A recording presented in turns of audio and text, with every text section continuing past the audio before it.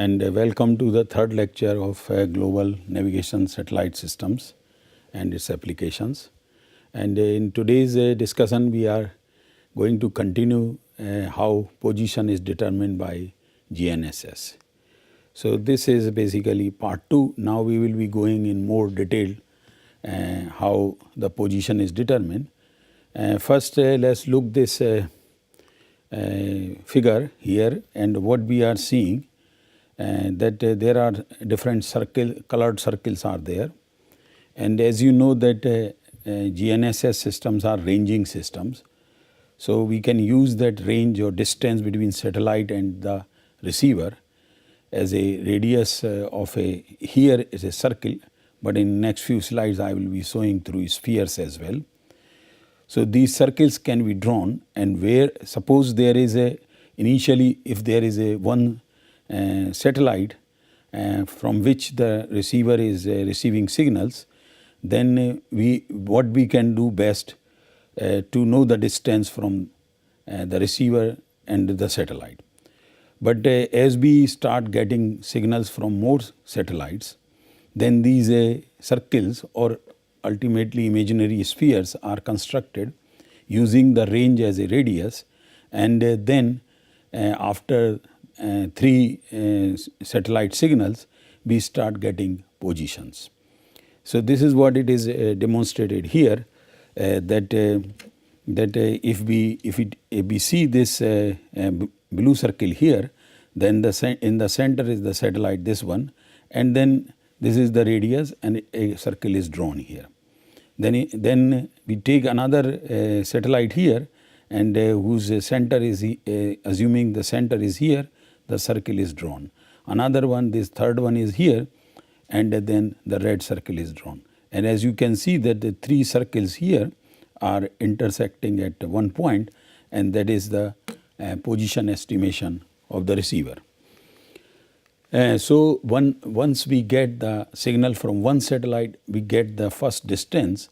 When we get the signals from 2 satellites, and then a receiver can tell its position somewhere along the circles formed by the intersection of 2 spherical ranges. And once we get the signals from 3 satellites, that means now it is easier to get the XY position. Remember that the basic concept of this GPS or ranging system comes from the back bearing concept, which we have discussed in previous lecture, where in a 2D plane, when you get the back bearing from two objects which are also visible on the ground, as well as you can locate on the map, topographic map, then when you take the back bearing where these 2 back bearing lines intersects, there is the position. So similarly here, because now we are in 3D rather than in 2D, and therefore you require at least 3 ranges to cut, or 3 spheres to cut at one location, and then you get the XY position. So when distances from 3 satellites are known, the receiver's position must be one of 2 points at the intersection of 3 spherical ranges. So when 3 spheres are intersecting, there will be 2 points. Now one point is near the surface of the earth, and then our receivers are experts or smart enough to find out that which point is the nearest of the earth or which point is far in space, so that the far one in the space can be ignored, so then you get the XY position. So we may be able to eliminate one point as being impractical because it is in space or deep underground, and therefore one which is close to the surface at that moment of time is the correct position of XY. Now, as I mentioned earlier, that instead of circle, now we can think in terms of spheres. So when one satellite is there, then one sphere is drawn using the range as a radius. Then when 2 satellites are there, then 2 spheres are drawn, and as you can see that there are 2 locations, this one and this one, where it is intersecting. when three ranges from 3 satellites are there or signals our receiver is receiving, then we see that now we are getting very close to the earth. So one is either is on the surface of the earth and one is far, and this point can be ignored, and therefore these are the this is the estimation of position using 3 satellites signals. But as he mentioned earlier, when if like in back bearing, if you want to make sure that you are really on the point which you have determined by using 2 back bearing, then you have to have a back bearing from third object. Similarly here, if I want to more confirmation, then I need to have signals from at least 3 or 4 or 5 satellites, and it is possible even using one navigation system like for example GPS, signals from 6-7 satellites at a time on any part of the globe can be received, and these will further confirm the position. So in a 2-dimensional fix requires 3 satellites, and for a 3-dimensional fix you require 4 satellites. And the same concept has been again explained here using these Baird spheres or globes, and different ranges of farther distance the satellite, the larger the this sphere will be created, and wherever they are, see in this case they all are intersecting here, and thus the position is determined by the your GPS. Similarly, as again explained here in a little schematic, that one will give you the range, 2 satellites will give you the along a circle on the surface, and the third one will give you 2 points. One is far away and one is quite near to the one. So generally in theoretically 3 satellites are sufficient to get receiver's location, that is only XY location, and when you add more satellites or when signals are received by the receiver more than 3 satellites, then the first position which is determined based on 3 satellites can be confirmed, and you keep adding if it is possible. If you are getting signals from 8 or 10 satellites, then your position becomes much reliable. So it is always better to have as many as satellites, and if there are hindrances, one need to either wait for some time, or if it is possible change the position and get the signals from maximum number of satellites. So 4 satellites are minimum to secure only one absolutely technically trigonometrically unambiguous location, that is 3D position, and that includes X, Y, and generally we go in latitude, longitude terms and elevation. And these are the equations which are used here in iteration. So here these P1, P2, P3 and P4 are the measured pseudo range which we use, which are the basically signals which are being received, and these pseudo ranges are used for those imaginary spheres which we have just discussed. And this x1, xi, yi and zi, these are the positions of ith satellite vehicle in Cartesian coordinates, that is in maybe in latitude, longitude, and simple xyz which will give you the user position, which is what we solved here. So the four sets of equations are given here. B is the user clock bias, and that too is in distance units, because everything we are working here in distance unit, that 2b is solved for. So using these equations, and if you get the signals from more than 4 satellites, more equations or similar equations are added and position is refined. So these nonlinear equations are solved interactively using an initial estimate of user position x, y, z, and b same for all satellites. So this is how the real calculations for estimation of position goes on inside a receiver whenever we switch on a open area. So there are we can current for time being we can summarize that how position is determined or how the GNSS receiver works in simple 7 steps. The first one is, as also discussed earlier, that this GPS or GNSS receiver detects for one-way ranging, that is range, that is time taken and speed of light, and the signal which reaches to the receiver from several satellites, not one satellite, and the minimum 4 for XYZ position.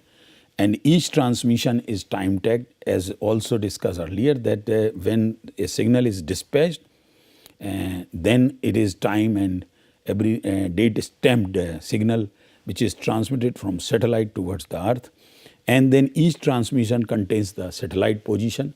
So these space vehicles of any navigation system, so their position is also transmitted along with the time, and the time of arrival is compared with time of transmission, and by which you get the range or distance, and when you multiply by speed of light.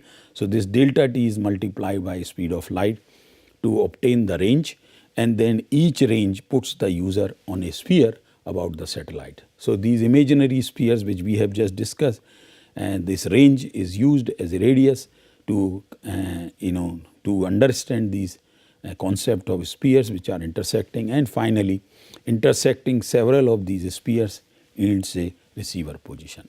Basically, if I have set up a receiver on a tripod, then receiver's position, if I am holding a receiver, then again it is our position or my position.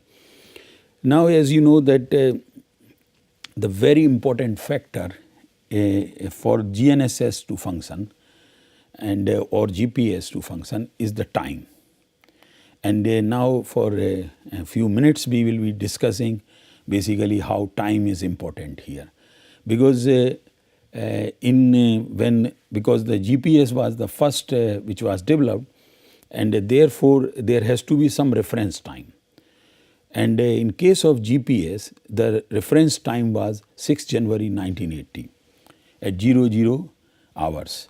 So this is the first atomic clocks which are synchronized on all space vehicles or all these Navistar satellites of GPS system. They are all referenced to the 6 January 1980 00 hours. And these GPS satellite clocks which are synchronized and are installed on each these Navistar satellites, they follow this International Atomic Time or TAI. Sometimes we also refer as UTC or Universal Coordinated Time. And this coordinated time, universal coordinated time, used for most civil time keeping, and also it is quite close to the GMT, this Greenwich Mean Time. So this coordinated universal time, or in short we say UTC, is the time system uses the second defined true angular rotation of the earth measured as if the earth rotated about its conventional terrestrial pole. However, UTC is adjusted only in increments of 1 second, and the time zone of UTC is that of Greenwich Mean Time. So in that way it is quite similar.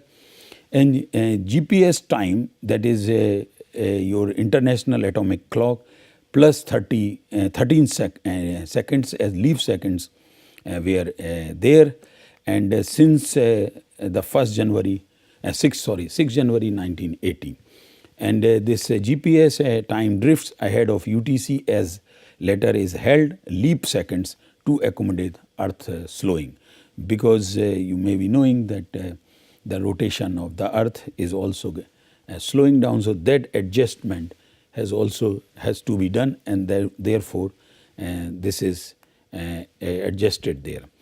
And this is the time difference or the delta between GPS satellites vehicle time and UTC is included in these Navistar satellites or timing messages. So whenever a satellite, these GPS satellites, then when they dispatch the time, then they include this information as well. And these satellite vehicles clocks are having accuracy within the 10 nanoseconds. They are highly accurate clocks.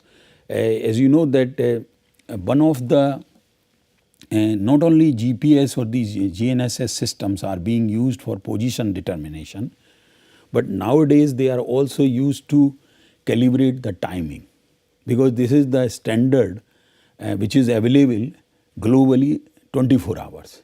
So anybody who would like to synchronize their timings of, say, computer, which are controlling many things, or a wristwatch or other things, they can also synchronize using GPS timings. And there are tools and softwares or apps are available by which we can synchronize our mobile timing, we can synchronize our computer timings with the GPS timing or UTC timing, so that our system works very accurately. There are many applications of accurate timing. One example I can give, that when here in IIT Roorkee we are operating a NOAA satellite earth station, and in which we are using GPS antenna to receive the location, but the most important uses of that antenna is for timing of the computer. So that because you know that in computers the timing is maintained through a battery backup, and as time goes the batteries sometimes may go may lose the power and may give the time for the computer little slower. So in order to synchronize or have a accurate timing so that we don't miss the satellite overpasses, we use the GPS clocks. So every 10 seconds or 30 seconds, it checks the GPS clocks, and if there is a mismatch, then it synchronizes or supersedes the computer timing. So timing parameter, for which you require only one satellite. So in almost in all conditions, all parts of the globe where you are having little bit exposure or open to sky, you can get signal at least from one GPS satellite and can make your timings very accurate. So now we will look into more deeper into the signals and the structure. So each GPS satellite transmits a number of signals. Earlier we have touched on this topic, and signal comprises basically two carrier waves, and this is L1 which is at 90 centimeter and L2 which is 23 centimeter, and two codes that course acquisition CA, that is L1 and P or BI on both L1 and L2. So these on L1 and L2 carrier waves. So as the satellite when the messages are coming, messages are having these details inside. So the carrier is the steady transmitted radio frequency signal whose amplitude, frequency or phase may be modulated to carry information, and that information is received by the receiver. So bandwidth allocated for L1 is 24 megahertz, for L2 22 megahertz, and L5 28 megahertz. Earlier when GPS receivers started coming, they were capable of receiving signals only from L1 and L2. Now the GNSS receivers, even some receivers inside a smart mobile, they are now capable of receiving signals from L1, L2 and L5 carrier waves. So therefore it becomes much more significant from that point of view that not only these receivers are capable of receiving signals from GPS satellites or any navigation systems which are transmitting data in these two frequencies, but also the third one, the L5. The Indian system which is going to come or will be implemented very soon, it is already in space, it is in L5. So therefore the manufacturers have already started including these frequencies into the receiver to use these signals. So this as you can see here that L1 and L1 is here, and then L2 is here, and this course acquisition code is also there, P by code is also there, and these messages which are coming are received by the satellite, and using those equations, using ranges, and things are calculated. L3 is used only for nuclear detection systems. So L3 frequency is not available in these satellites, or for these not used for these transmission. As you can say that L1 carrier is 1575.42 megahertz, and then carrier code is there, nav system data is there, P code is there, and L2 carrier. So this is a combined signal which GPS satellites signals are there. So L1 signals will combine this one, and L2 will combine this one, and there are of course mixers and other things are there. Now earlier also slightly touched on this topic. Initially when GPS was launched to civilian or was made open for civilian usage, at that time in order to curtail the accuracy, this selective availability was introduced.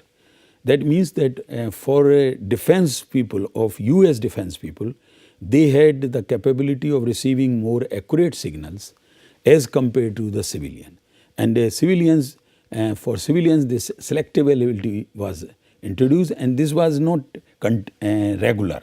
So sometimes your receiver can give you a good position estimations, and sometimes it may give you the bad. Now you don't know whether at that moment of time when you are getting bad or good, whether the selective availability is there or not. So this was the basically to deny the high accuracy real time positioning to potential enemies, because originally these systems were developed for military purposes, and then Department of Defense of US government which they reserves the right to deliberately degrade GPS performance on this carrier course acquisition code, deactivated on. However, they realize that it has got GPS has got good business potential, and the other systems are also coming, and therefore on 1st May 2000 they got rid of this selective availability. So no, there is no selective availability, means whatever the data which you are getting are relatively, comparatively are accurate data. As when the selective availability there, we always had doubt whether the we are getting good data or bad data. Now as we keep using word this accuracy, so it is better to define in this reference of positioning that the degree of conformance of that position with true position, and since accuracy is a statistical measure of performance. So this is very important to understand that this is degree of conformance of that position with the true position. Now when you are in an open area and a reference position, how we get the reference position? And either through maps, a map may also carry some errors. So it becomes very difficult to conform with the true position. But these GNSS systems have now allowed us to get an average position estimation for a point at through a permanent station. And that when if suppose we have collected data of from a permanent station for 1 year or 2 years, then we can assume that is the average position within 2 years time is the true position. Then we can compare or can say that the today which I am getting the position is according to that is plus minus this one.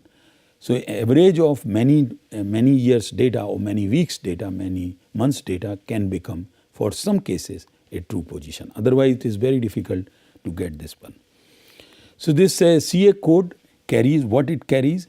It is a 1023-bit gold code, and originally intended as simply as an acquisition code for P code receivers, and it modulates the L1 only the carrier, and chipping rate are 1.023 megahertz, and this sequence length is 1023 bits, and thus a period of 1 millisecond, and this provides the data for standard positioning services and the usual position generated for most civilian users. So when this selective availability was there, then this kind of situation was there, and this is modulated by the navigation or time message code.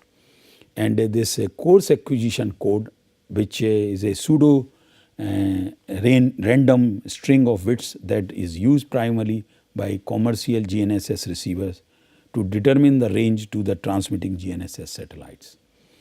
That means that whatever we are using as a civilian or the commercial GNSS receivers which are available to us, this is how they perform. Still, what military people are using, how accurately they are using, all details may not be available to us. So, we need not to discuss that part, we focus only in this which is available to civilian. Now, this one was the codes acquisition.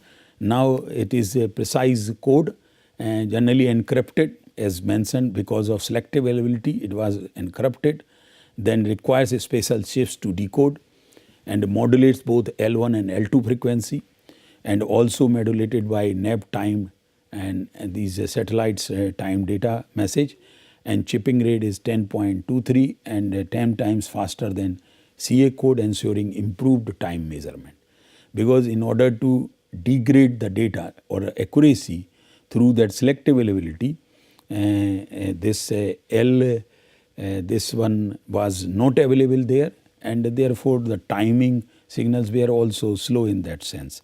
And sequence length is 2.35 multiplied by 10 to the power 14 bits, and this P code rate is fundamental frequency, basically provides the basis of all others that P code of different that CA code, L1 and L2 frequencies. So, this nowadays whatever we are receiving, we are also along with codes acquisition, we are also receiving precise code through L2 as well. Now, these navigation message, if we go further inside these messages, so in order to solve the user position equations as I have shown earlier through 4 equations, one must know where these space vehicle or a satellite, maybe a Navistar GPS satellite is there, and this navigation time and time code provides this 50 Hz signal modulated on L1 and L2 frequency, and these satellite vehicles own position information is transmitted at 1500 bit data frame, which includes pseudo Keplerian orbital parameters or orbital elements determined by control center via ground tracking, and receiver implements orbit to position algorithm. That is why when we were discussing the 3 main segments of a GNSS system, one important segment was the control system. So, the control system they basically controls the entire system and also provides data through these satellites to the receivers, and also includes this navigation message, also include the clock data and satellite status, that is also health of the satellite. And because we will be discussing more in detail, but for time being I would like to just briefly mention here that because the satellite signals, you know that the satellites at 20,000, especially about GPS, these satellites are in space, deep in space, 20,200 kilometers away from us. And when these signals are coming towards the earth to the receiver, they have to pass through the entire atmospheric layers and ionospheric or tropospheric layers also, where delays may occur.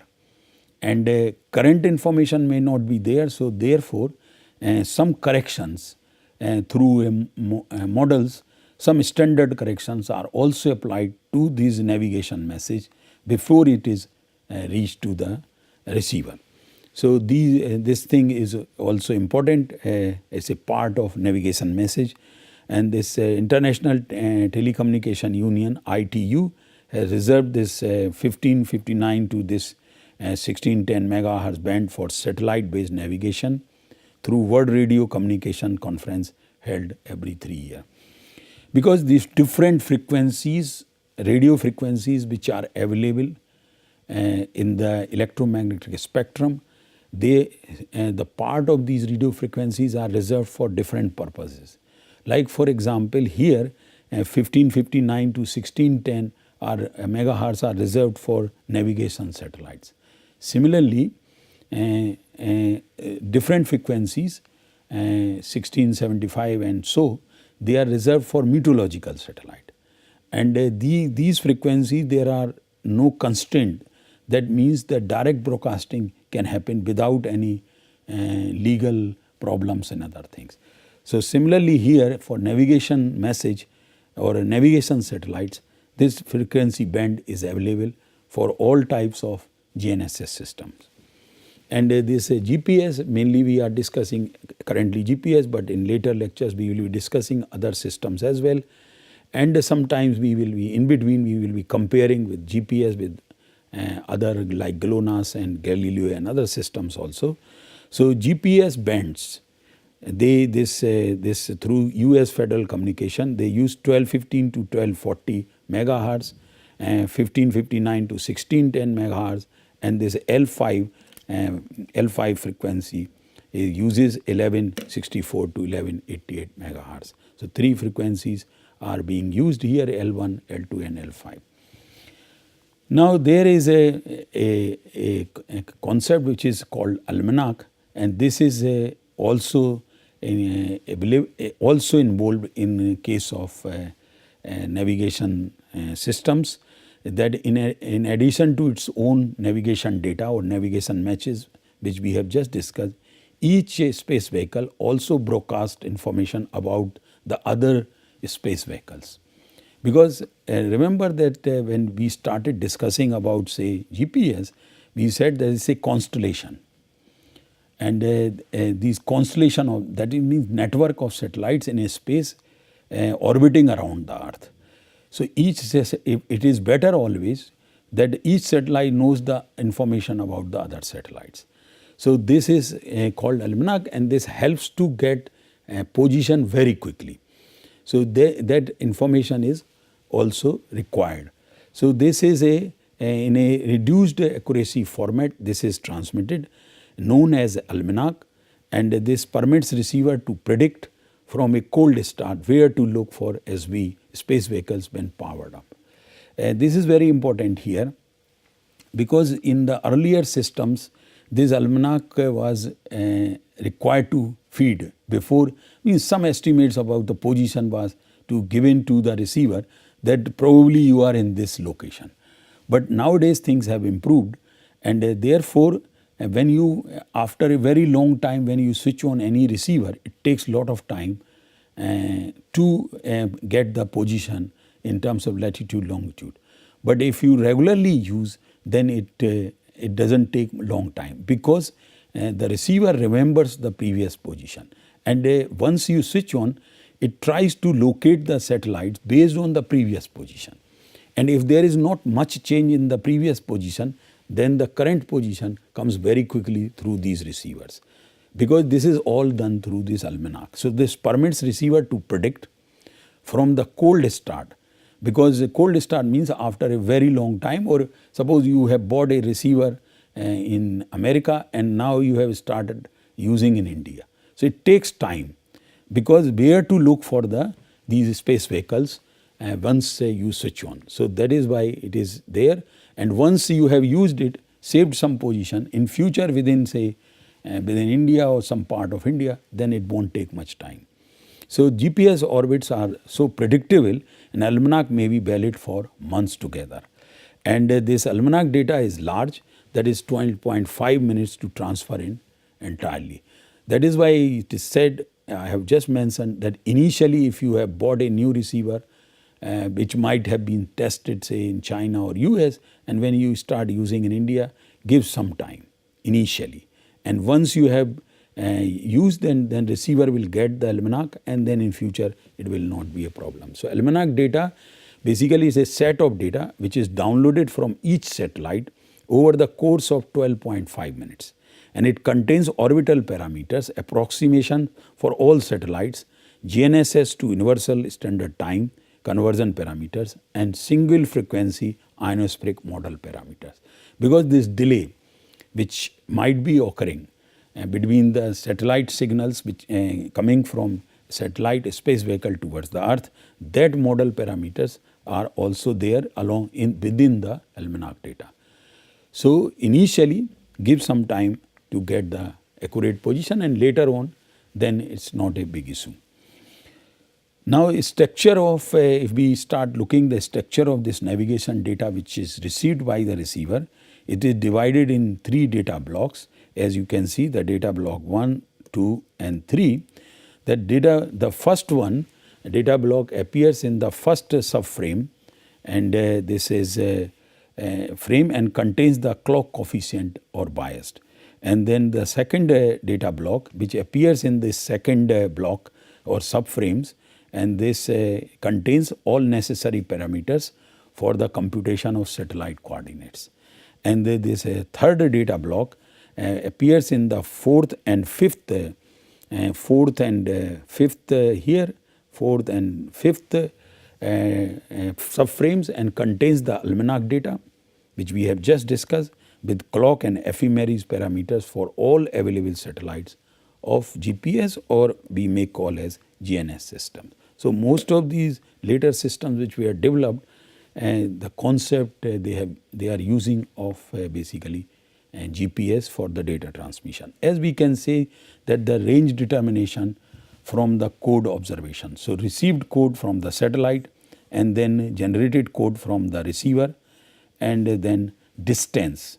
The distance is calculated and with the time difference which is taken here. So, receiver signal code comparing this simulation shows us how things are getting calculated here.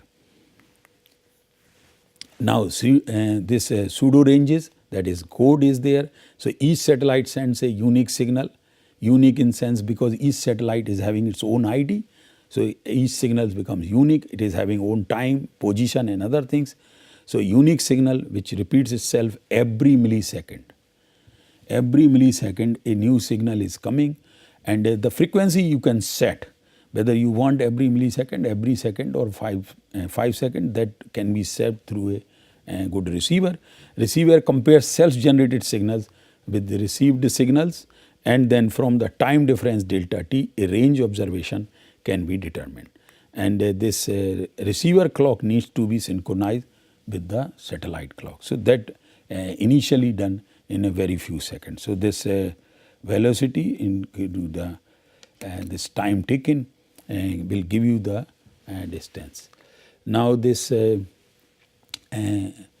phase observation, range determination from the phase observation is also done, and that includes the wavelength of a signal is 19 centimeter on L1 and 24 centimeter on L2. And the receiver compares self-generated phase with the received phase. So, that with timing as well as the phase, and number of wavelength is not known at the time of the receiver is switched on.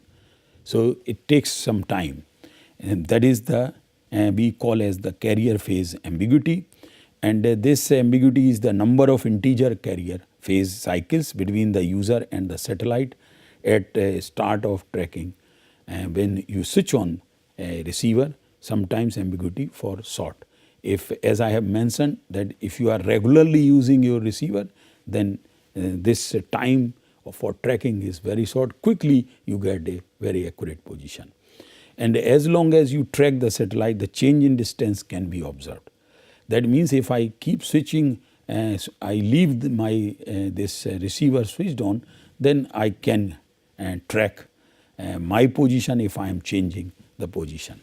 So, satellite geometry can affect the quality of signals and accuracy receiver trilateration. This geometry is how, when I am receiving signal in my receiver, how they are arranged in space. That is what is satellite geometry.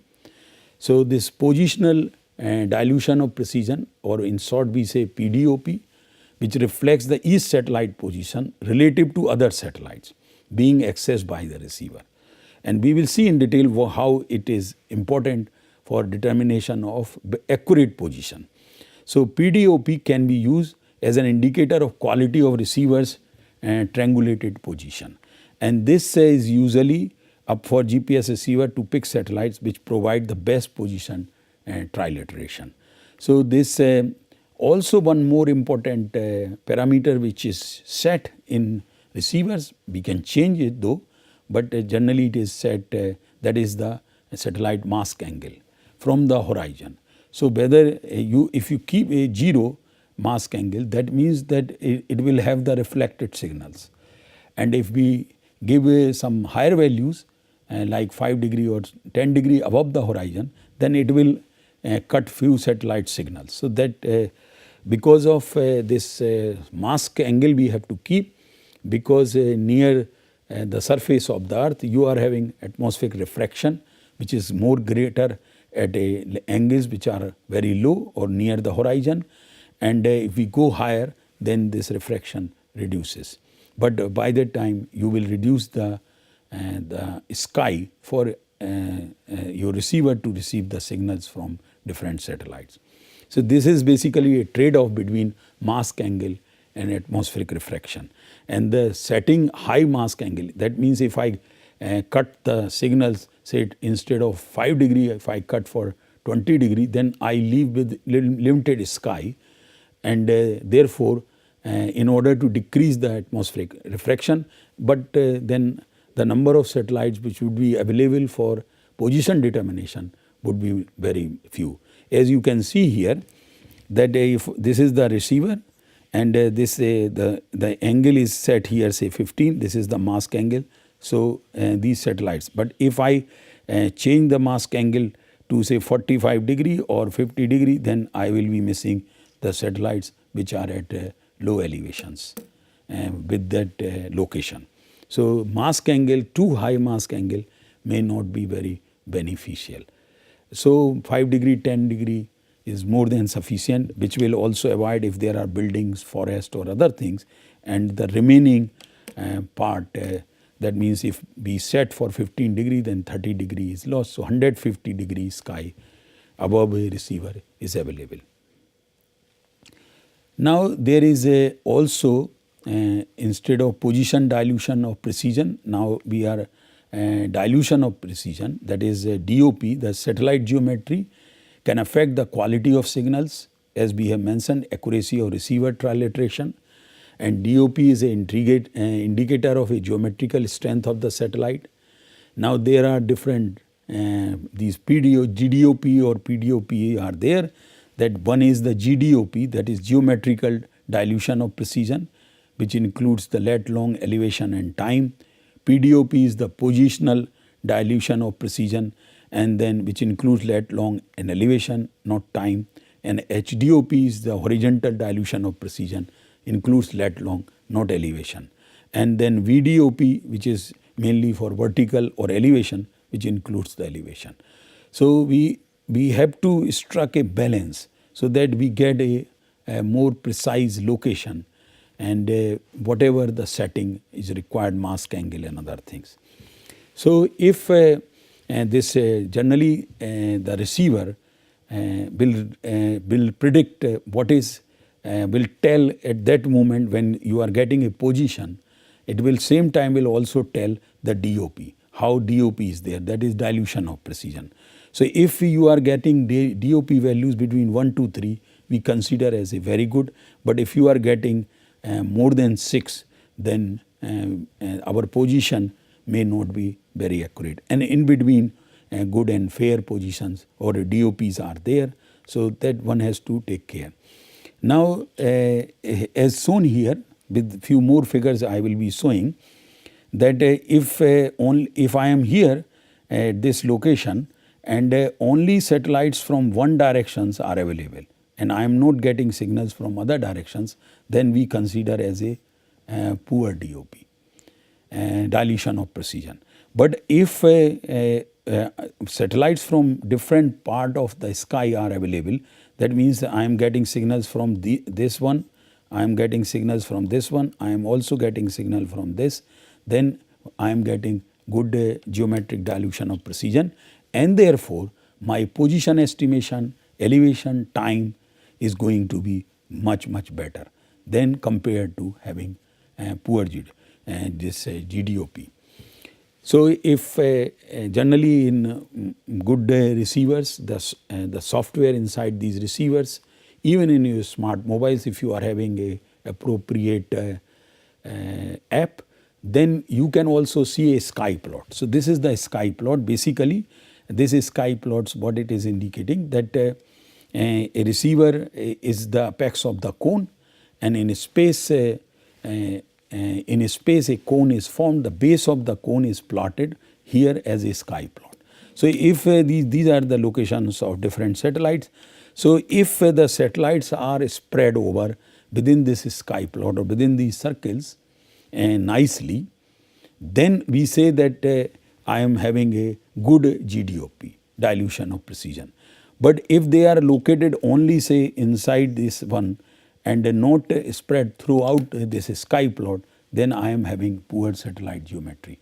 And that means that the position estimation from this is not going to be as good as from this one. So whenever you are taking data, more accurate data, wait for some time, you may get the better dilution of precision or geometric dilution of precision. In few minutes time, the satellites may come up because they are all moving at a very high speed. So they may come up, and then you may get a better dilution of precision and therefore better position estimations. If they are only in a one side, it may happen in the field, because suppose you are in a valley or something, a limited sky is available. So you will be seeing a poor satellite geometry. But if data is required, then one has to take from that one. But if it is choice is available, the best thing, wait for some time, maybe 10 minutes, 15 minutes, this geometry of the satellite in a sky plot will improve, and then you take the data. And this is also shown in 2D, that how it affects, and that because remember that spheres are drawn. So here there is one satellite and one sphere is drawn.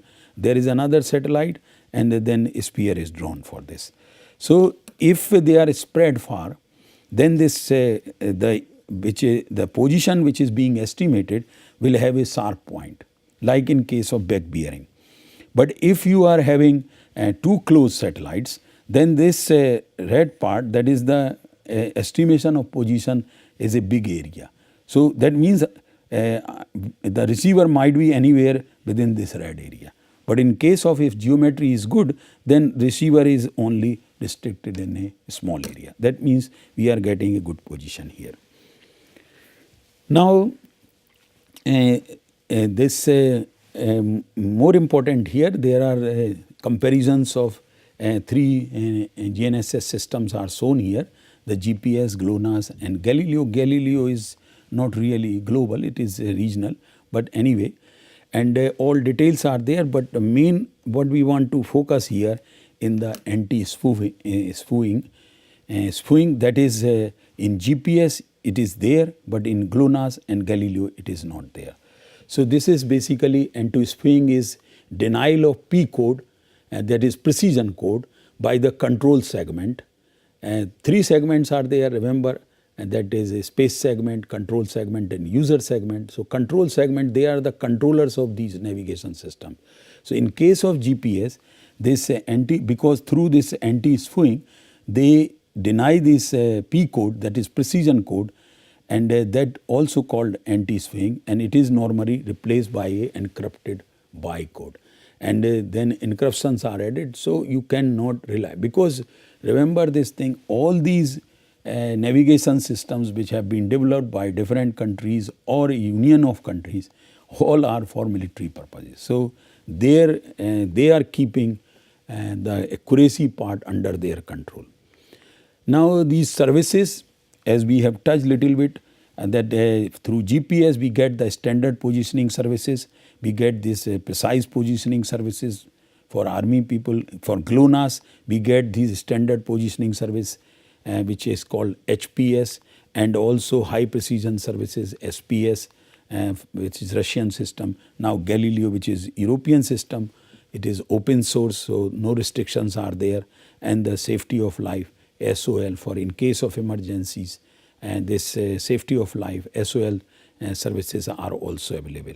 And for commercial purposes, and this commercial service CS by Galileo Operating Commissioner, that is GOC, is also available.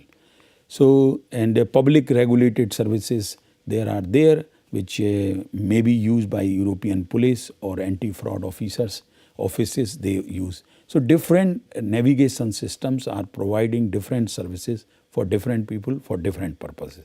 This is one. And also this search and rescue in case of emergency, that service is also available. So now this we are reaching to the end of this particular discussion, that the point positioning methods using standalone receiver provides 10 to 15 meter accuracy, which is dependent on SA satellite this codes. Selective availability currently is not there, and one epoch solution is there. There is another option which we will be discussing later in this course, is the differential positioning method by using two receivers simultaneously tracking a minimum 4 satellites, preferably 5, and which may yield our position accuracy of 0.5 centimeter to 5 meter accuracy with respect to a reference station. So that is also possible with a few GNSS receivers systems. One is of course GPS, it was developed initially. So differential techniques use code will give a meter accuracy or centimeter accuracy, and phase will give you the centimeter. So simple code will give you the meter accuracy, the phase will give you the centimeter. So this differential GNSS as I have mentioned, to improve the GNSS accuracy that uses pseudo range errors at a known location, and that errors becomes our reference, and then this it is compared with the current position and subtracted. So this is how this we get the error estimates, and from a roving receiver that can be subtracted and accuracy can be improved too. So this basically for getting better accuracy here. So this brings to the end of this discussion, and in end of most of these presentations I am having at least one cartoon which is all related with GPS, just to enjoy after each lecture. Thank you very much.